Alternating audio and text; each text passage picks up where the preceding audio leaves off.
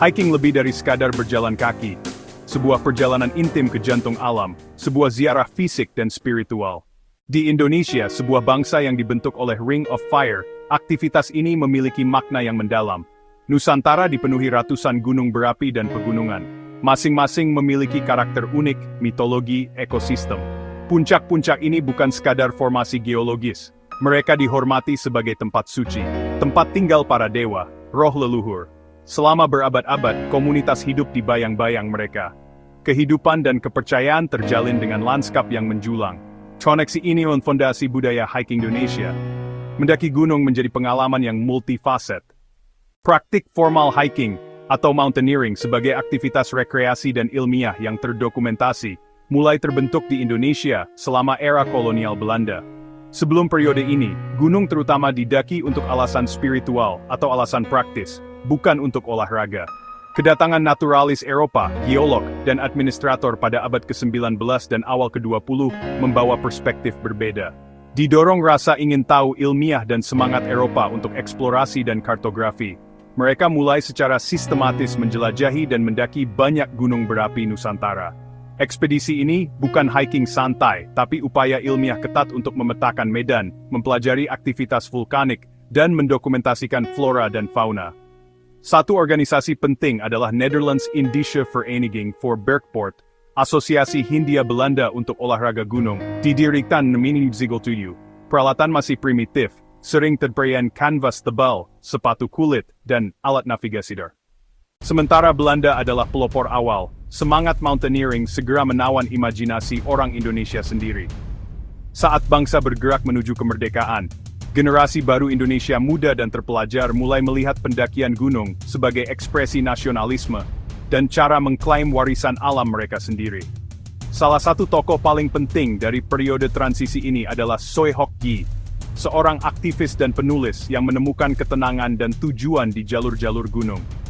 Melalui buku hariannya yang banyak dibaca, kemudian diterbitkan sebagai catatan seorang demonstran, Gyi meromantisasi hiking sebagai pelarian dari gejolak politik dan jalan menuju penemuan diri serta persahabatan.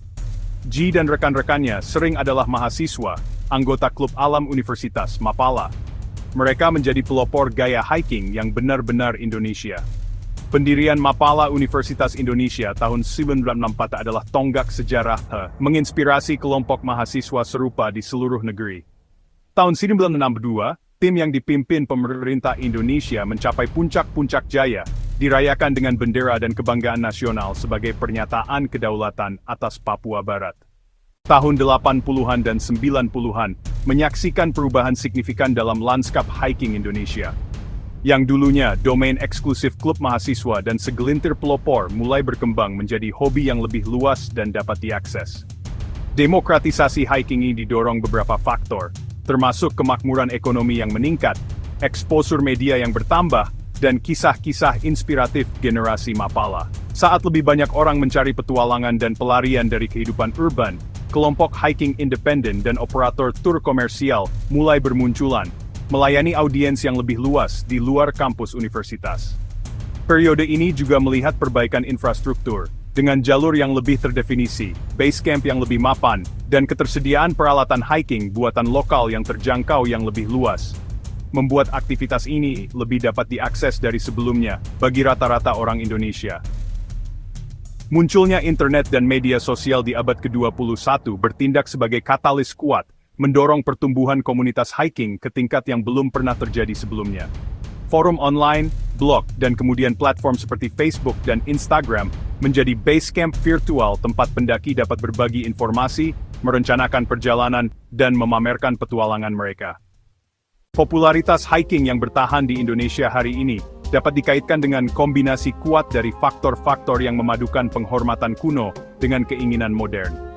Pada intinya, daya tarik terletak pada koneksi mendalam dengan alam yang ditawarkan pendakian.